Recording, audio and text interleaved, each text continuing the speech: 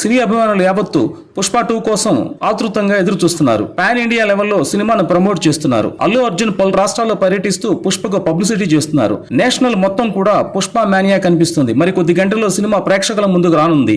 దీంతో cinema ఫలితంపై industry యావత్తు ఆతృతగా ఎదురు చూస్తుంది. ఇదిలా ఉంటే పుష్ప 2 సినిమాకు మొదటి నుంచి కూడా వైసీపీ శ్రేణులు మద్దతుగా నిలుస్తున్నాయి. ఎన్నికల సమయంలో అల్లు అర్జున్ వైసీపీకి మద్దతుగా నిలిచారు. మెగా ఫ్యామిలీ అంతా కూడా పవన్ కళ్యాణ్కి అండగా నిలిస్తే ఒక్క అల్లు అర్జున్ మాత్రం వైసీపీ అభ్యర్థికి తన మద్దతు ప్రకటించారు. నంద్యాల వైసీపీ అభ్యర్థి తన స్నేహితుడు శిల్పా రవిచంద్ర కిషోర్ రెడ్డికి మద్దతు ప్రకటించడమే కాకుండా అక్కడికి వెళ్లి మరీ ప్రచారంలో పాల్గొన్నారు. అల్లు అర్జున్ మద్దతు ప్రకటించిన శిల్పా రవిచంద్ర కిషోర్ రెడ్డి ఓడిపోవడంతో మెగా అభిమానులకు అల్లు అర్జున్ ఒక్కసారిగా టార్గెట్ అయ్యారు. ఈ ఘటనతో mega family versus Allu family అన్నట్టుగా మారిపోయింది పరిస్థితి.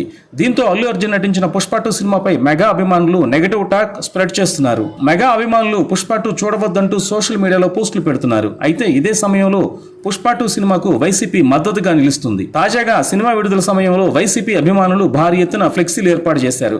ఈ ఫ్లెక్సీల్లో అల్లు అర్జున్ తో పాటు జగన్ ఫోటో కూడా దర్శనమిచ్చింది.